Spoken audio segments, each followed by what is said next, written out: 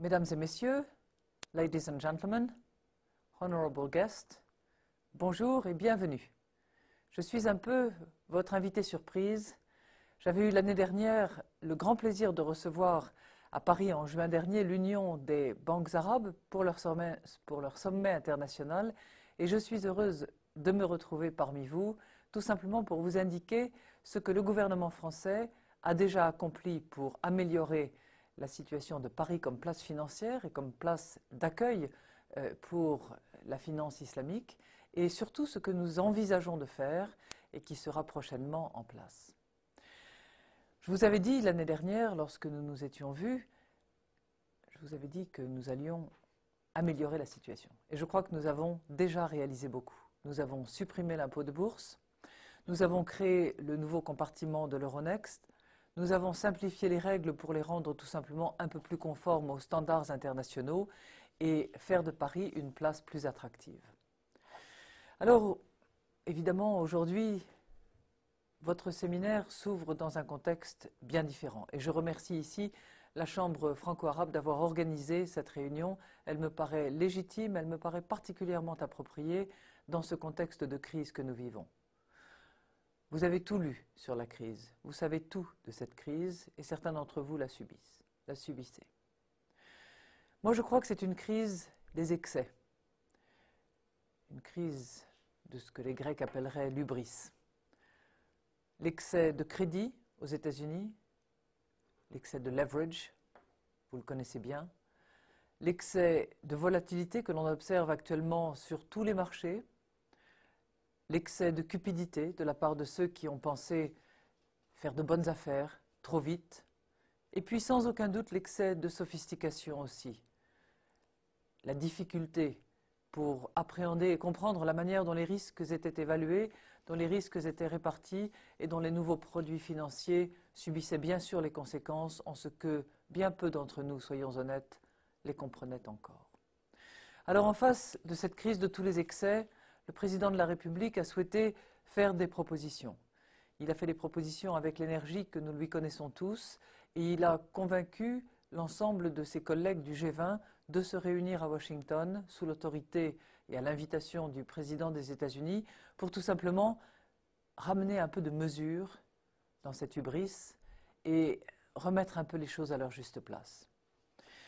Et à cet égard, la finance islamique présente bien des avantages en ce qu'elle condamne la spéculation et en ce qu'elle condamne le hasard. Plus précisément, le garar et le massir, qui sont l'un et l'autre néfastes, qui ne sont pas les bienvenus dans la finance islamique. Et notre crise, celle que nous venons de vivre, a clairement mis en relief une spéculation qui s'est emballée au-delà de tous les excès et un hasard qui est présent de manière excessive sans aucun doute, sans plus avoir aucune relation avec la réalité. On le voit très bien dans l'augmentation soudaine, brutale, du cours des matières premières, notamment de l'énergie, et puis la baisse tout aussi soudaine, tout aussi brutale et tout aussi inexpliquée. Nous avons essayé de comprendre ces mouvements spéculatifs et nous nous sommes les uns et les autres, qu'il s'agisse de la Banque centrale européenne, du Fonds monétaire international, des autorités des différents États, nous nous sommes bien souvent heurtés à une grande opacité, à une grande obscurité. Et c'est bien pour cette raison qu'avec le président de la République en France et avec le président de la République en qualité de président de l'Union européenne, nous souhaitons convaincre nos partenaires de la nécessité tout à la fois de la transparence et de la responsabilité au cœur de systèmes où aujourd'hui plane plus souvent l'opacité et la fragmentation de la responsabilité en même temps que l'atomisation des risques.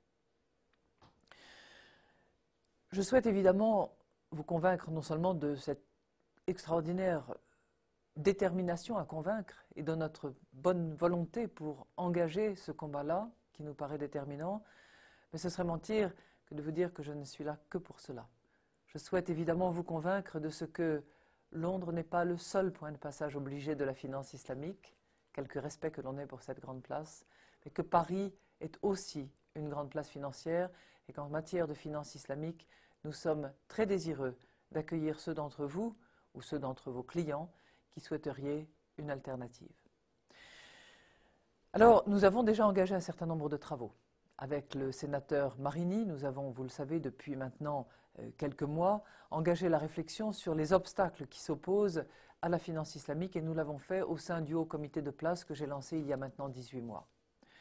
Dans la foulée, l'autorité des marchés financiers, que je souhaite saluer ici, a créé un régime adapté au développement de fonds d'investissement respectueux des prescriptions de la charia. L'association Paris Europlace, dont je tiens là aussi à souligner l'engagement, a publié le rapport d'Eliès Chouini et d'Olivier Pastré, que je salue s'ils sont présents dans la salle, pour leur énorme contribution à une meilleure compréhension des mécanismes et des exigences de la finance islamique.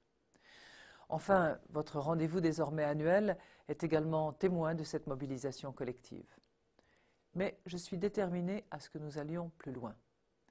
J'ai constitué auprès de moi, depuis le mois de septembre, un petit groupe d'experts en matière juridique et fiscale. Car je le sais, c'est dans la sécurité, dans la prévisibilité, que nous pouvons construire une relation de partenariat. Aucune opération de finance, qu'elle soit islamique ou autre, ne verra le jour, ne prospérera sur notre territoire si les opérateurs sont d'une certaine manière incertains sur les contours juridiques et sur le régime fiscal qui s'applique à leurs opérations. Alors, pour disposer d'un cadre juridique et fiscal à la hauteur de vos espérances et à la hauteur de nos ambitions, je vous indique que je publierai d'ici la fin du mois de décembre, c'est-à-dire avant la fin de l'année fiscale, les instructions qui viendront, d'une part, confirmer l'absence de prélèvement à la source et la déductibilité de la rémunération versée par les soukouks, ainsi que la neutralité fiscale à l'occasion des opérations de Murabaha.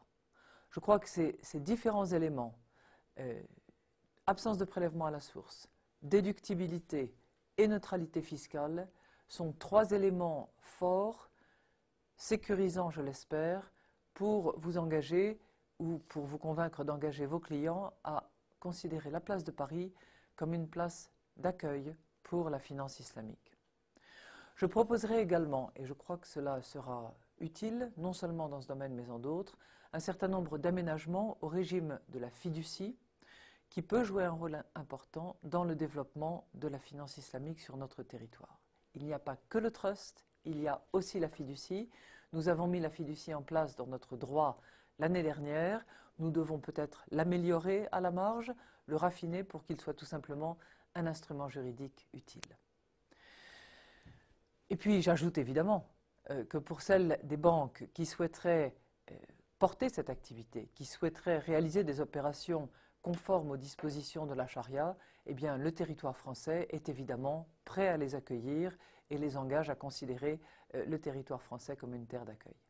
Voilà, mesdames et messieurs, ce que je souhaitais vous indiquer, vous faire part de notre satisfaction de vous réunir à Paris, vous engager à considérer la place de Paris comme une véritable place d'accueil, ouverte à vos réflexions, ouverte à vos suggestions. En attendant, nous allons évidemment continuer à travailler. Je vous l'ai dit, avant la fin du mois de décembre, les instructions fiscales seront publiées et nous aurons un cadre juridique et fiscal qui sera sécurisé et stabilisé. Je vous remercie et je vous souhaite d'excellents travaux.